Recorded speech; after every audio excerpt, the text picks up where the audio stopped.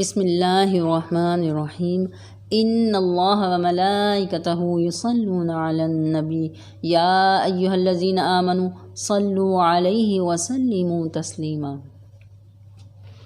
صلی اللہ تعالی علی حبیبہ محمد وآلہ وسلم۔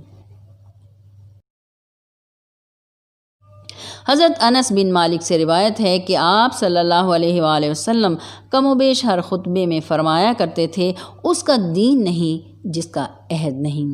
حضور نبی کریم صلی اللہ علیہ وآلہ وسلم کے چچا حضرت عباس بن عبد المطلب بچپن میں گم ہو گئے تو ان کی والدہ مشیلہ بنت حباب نے منت مانی کہ اگر وہ مل گئے تو میں خانہ کعبہ پر غلاف چڑھاؤں گی۔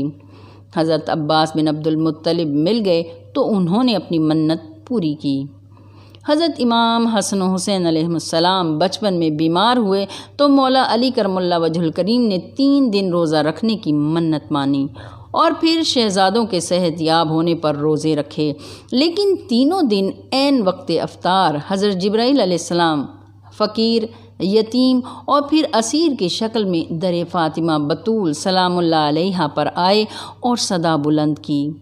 اہل بیت نے تمام کھانا ہر روز انہیں دے دیا اور خود فاقہ کر لیا۔ جس کے لیے کھانا لے کر فرشتہ زمین پر آئے وہ مریم بطول ہے، اور جس کے در کا کھانا فرشتے عرش پر لے کر جائیں وہ فاطمہ بطول زہرا ہیں۔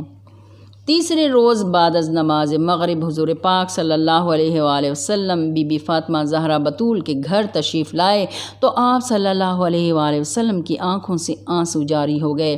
پھر فوراً وحی نازل ہوئی، وَيُطْعِمُونَ الطَّعَامَ عَلَى حُبِّهِ مِسْكِينًا وَيَتِيمًا وَأَسِيرًا إِنَّمَا نُطْعِمُكُمْ لِوَجْهِ اللَّهِ لَا نُرِيدُ مِنكُمْ جَزَاءً وَلَا شُكُورًا۔ اور اللہ کی محبت میں کھانا کھلاتے ہیں مسکینوں کو، یتیموں کو اور قیدیوں کو، اور کہتے ہیں کہ بے شک ہم تمہیں کھلاتے ہیں خاص اللہ کے لیے اور تم سے کوئی بدلہ یا شکر گزاری نہیں مانگتے۔